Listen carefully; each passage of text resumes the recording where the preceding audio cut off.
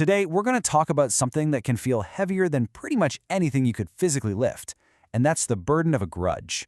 We're going to dive into what that weight really costs us, and more importantly, how we can finally learn to set it down.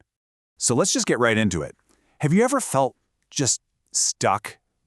Caught in this loop, replaying a moment of hurt or a betrayal over and over and over again. It's that awful feeling of being trapped by something you just desperately want to move on from. Well, that feeling, that trap, it has a name. It's the weight of a grudge. And in this first part, we're going to pull back the curtain on the hidden costs of carrying that weight around with you day in and day out. See, holding on to that kind of deep anger isn't just the thought in your head.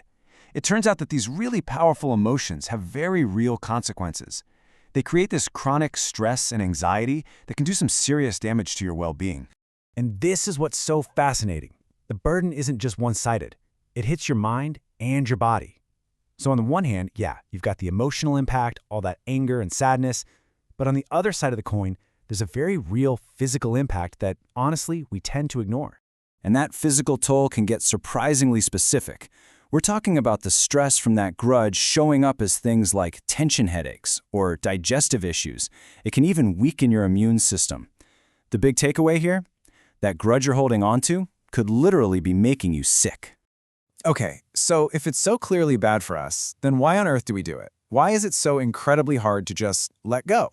Well, that question leads us right into our next section. We need to understand the self-perpetuating cycle of resentment. Think of this cycle as the engine that just keeps us stuck. It all starts with the initial hurt, right? That triggers these intense negative emotions.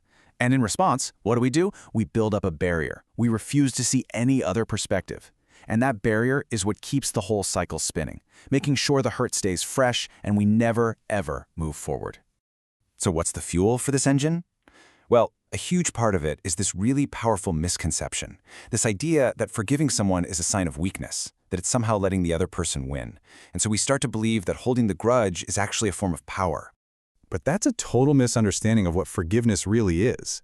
The truth? Forgiveness is an act of self-liberation. It has absolutely nothing to do with weakness, and it definitely doesn't mean you're okay with what happened. It's about one thing and one thing only: freeing yourself from those emotional chains.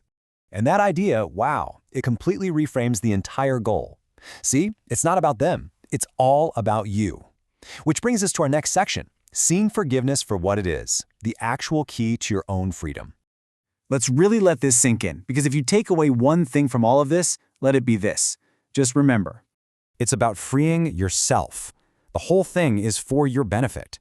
It's that moment you finally decide that your own peace of mind is way more important than your anger. So, how do you even start this process? It really all boils down to one single thing, one conscious choice. It's the choice to put your own healing and your well-being first, ahead of the heavy weight of that resentment. So, once you make that choice, what's on the other side? This is where we get to the best part, the path to growth and the incredible, truly transformative rewards of finally letting go. Because letting go doesn't just get rid of the negative stuff, it adds all these incredible positives to your life.